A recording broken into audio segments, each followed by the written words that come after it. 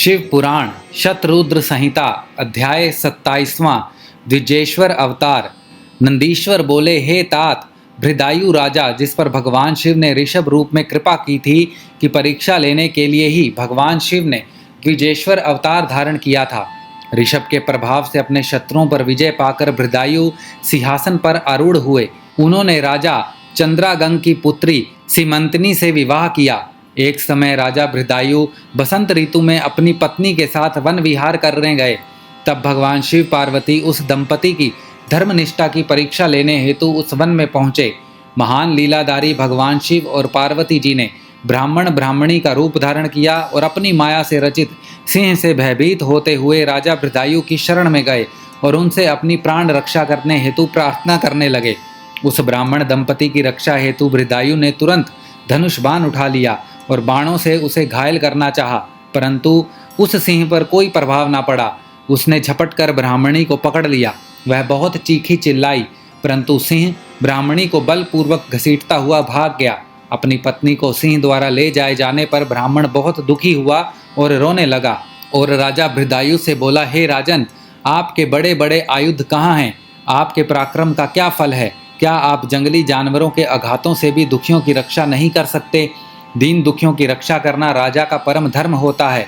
फिर आपने अपने क्षत्रिय धर्म का पालन क्यों नहीं किया?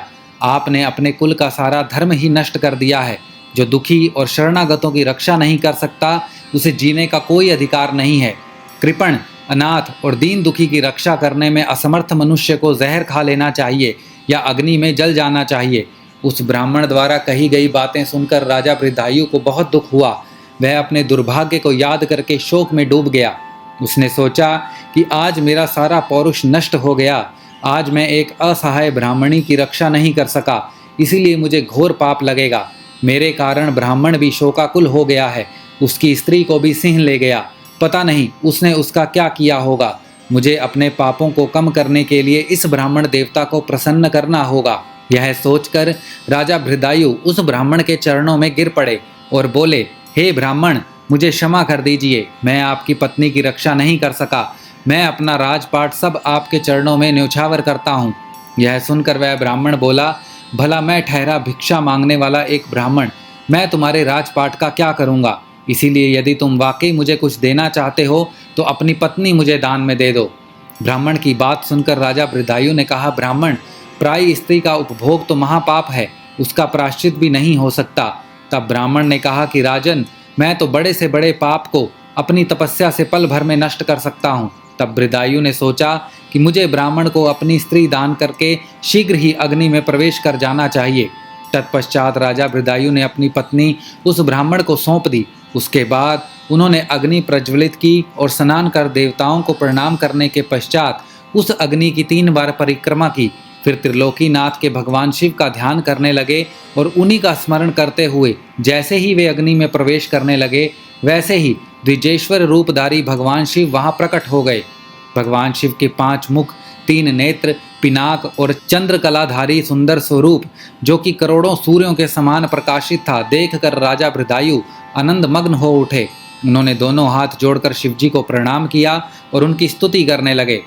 राजा भृदायु की स्तुति सुनकर भगवान शिव पार्वती बोले, हे भृदायु, तुम्हारी शिव भक्ति से मैं बहुत प्रसन्न हूँ। तुमने सदा मेरी भक्ति भाव से पूजन किया है, अतः तुम अपनी पत्नी सहित मुझसे वर मांगो। आज मैं तुम्हारी मनोवांछित अभीष्ट वस्तु प्रदान करूँगा। मैंने ही तुम्हारी परीक्षा लेने हेतु ब्राह्मण का रूप धारण किया था। ब्राह्मणी के रूप में स्वयं देवी पार्वती थी और वह सिंह मायावी था। तुम अपनी परीक्षा में सफल हुए हो राजन, कहो क्या चाहते हो? भगवान शिव के ये उत्तम वचन सुनकर राजा भृदायु बोले, हे देवादिदेव भगवान शिव, आप सबके परमेश्वर हैं। आपके स्वरूप के साक्षात दर्शन पाकर मैं धन्य हो गया हूँ। मैं सकुटुंब आपके श्री चरणों की भक्ति करना चाहता हूँ। मैं, मेरी रानी, मेरे माता पिता आपके सेवक बनकर आपके श्री चरणों में रहें। रानी कीर्ति मालिनी ने भी अपने माता पिता के लिए भगवान शिव का लोक मांगा। दोनों को वरदान देकर महादेव जी पार्वती सहित अंतर्ध्यान हो गए। राजा रानी अपने नगर लौट आए। फिर 10,000 वर्षों तक राज्य करने के पश्चात वे दोनों भगवान शिव के धाम को गए। इस परम पवित्र पापनाशक कथा को जो कोई सुनता अथवा पढ़ता है, उसे इस लोक में सब भोग ऐश्वर्य प्राप्त होते हैं तथा अंत में भगवान शिव के लोक को जाता है। शतरुद्र संहिता अध्याय 27वां समाप्त।